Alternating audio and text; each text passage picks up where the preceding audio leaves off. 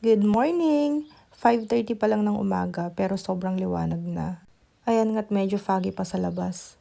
So I thought of having a morning walk or jogging kasi hindi pa mainit. Umakyat ako sa Luwod Lookout kasi napakaganda ng view doon at sobrang napakalapit lang sa bahay na tinitirhan ko. Pagdating ko ngayon nag-stretching muna ako for warm up. Mas matagal pa nga itong warm up na ginawa ko kaysa sa jogging or walking mismo. Napakaganda kasi talaga ng view. Napapatulala nga lang ako habang nagwa-warm up. Nakailang rounds nga lang ako ng takbo pero pagod na ako tsaka gutom na din. Hindi pa nga din pala kasi ako nagkape ng mga panahon na yan bago man lang lumabas.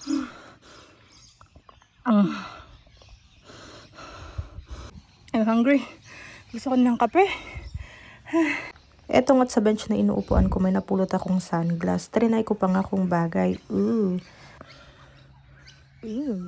Heatwave yung brand. Chinek ko online yung price. Nasa mga $100.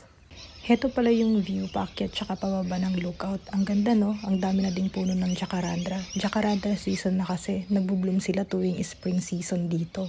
Habang naglalakad nga ay may mga nakita ako nahulog na mga bulaklak. Na-curious ako how it looks like up close at kung may amoy ba.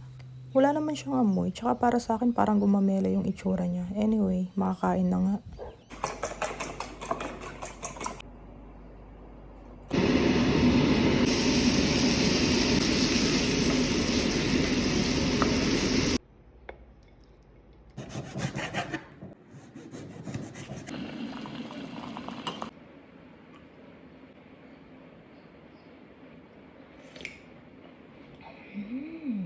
So good!